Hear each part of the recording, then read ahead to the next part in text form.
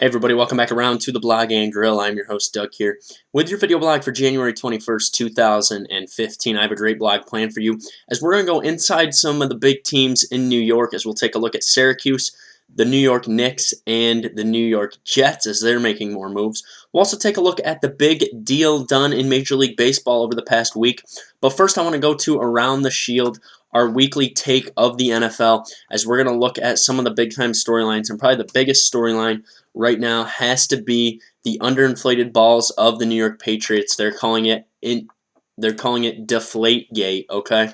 So we all know that the New England Patriots kind of push the envelope with what they do, okay?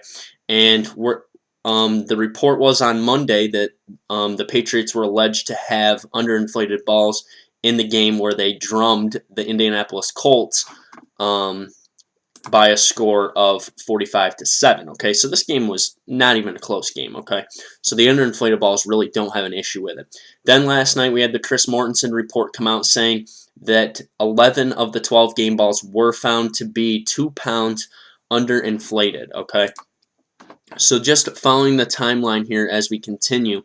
Then this morning, as happens quite often, and we can look back at many things. The thing I look back at is the Jerry Sandusky child abuse scandal. When that came out, there was a lot of talk about other teams coming out. We had the Bernie Fine case come out. We had other cases come out with similar stories, okay? So now once we hear about these underinflated balls, now we have Aaron Rodgers coming out today and saying that he doesn't like it when refs take the air out of the footballs, okay? So what I've heard is that NFL quarterbacks like their footballs a certain way, and this has been an issue, okay?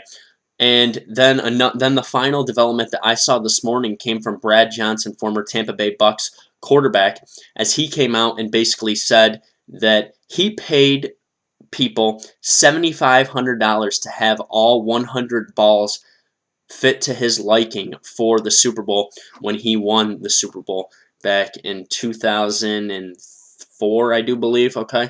So he said that he paid $7,500 to have the balls put to the proper pressure that he would want.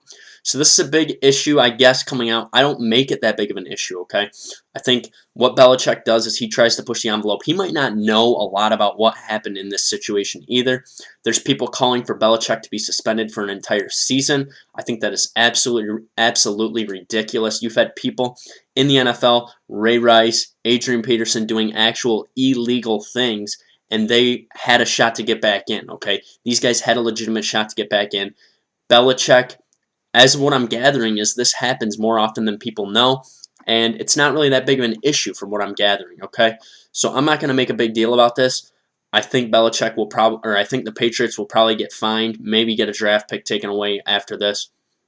But all it comes down to is the Patriots were going to win that game, whether they had balls at 10 pounds or 12 pounds. They were going to win that game. They were dominant all throughout it, and Tom Brady is showing that he is on the move right now. The other title game was a very good game as well, and it was a very exciting game. I watched the end of that one. That was a very fun time watching the end of that game. Just a shout out to some loyal blog viewers, Miranda and Deanna. I watched that game with them. A lot of fun. Okay, so basically what happened in that game was Aaron Rodgers was basically, the ball was taken out of his hands, okay? They tried to run the ball late. Eddie Lacy could not get it done, and just some big plays by the Seahawks. We saw the fake field goal. We saw the onside kick that was recovered. And then we saw them make a stop and force a field goal to send it to overtime. And then Russell Wilson threw a lot of picks, threw 4 or 5 picks in that game, but shook it off, came back, and led that team to victory, okay? So Russell Wilson really showed that he has the guts of a winner. And Rodgers was hurt and didn't look great, okay? So now I think we have a very intriguing Super Bowl matchup with the Seahawks and the Patriots. And I think this game eventually in Vegas will be a pick'em game. I think Seattle's defense is really stingy, but I do think Tom Brady will throw to the Richard Sherman side of the field, unlike Aaron Rodgers. We'll see what happens, but it's going to be an exciting Super Bowl. We'll start breaking down the game in this next week. Saturday, we'll start breaking down the Seahawks, and then next week we'll get into the Patriots, and then we'll start looking at some of the matchups. So that's going to be kind of our Super Bowl week as we move forward. Maybe we'll get Trey Crosby on here as well sometime. Maybe next Saturday we'll get him on to talk some Super Bowl with us.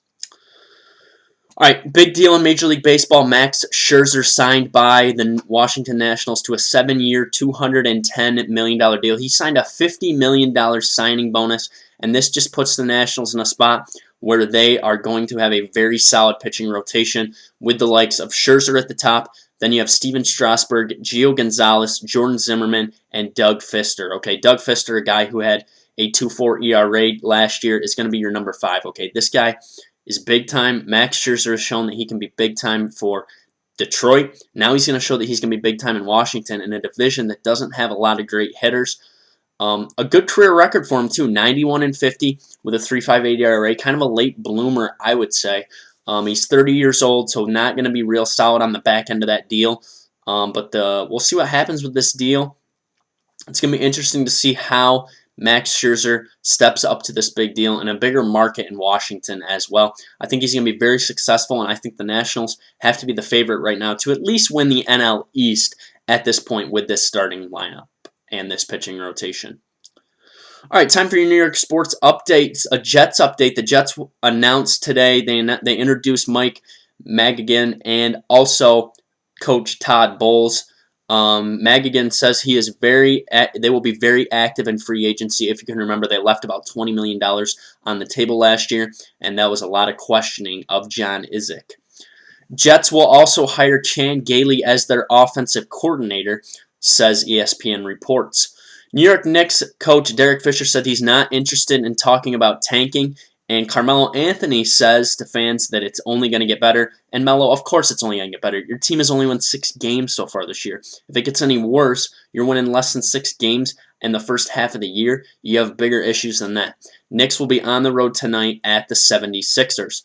Syracuse Orange last night beat Boston College 69-61. 5 players in double figures. Michael Benache leading the way with 17 points. The Cuse is now 14-5 and 5-1 in conference play. They will be home Saturday versus Miami. That game will tip right around 4 o'clock.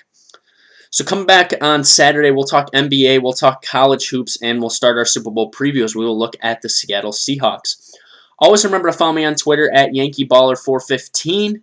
You can also check me out on sportsmindednews.com. You can comment, question, and subscribe to my page. Thanks for tuning into the blog, Andrew. I'll be back on Saturday. Have a good rest of the week.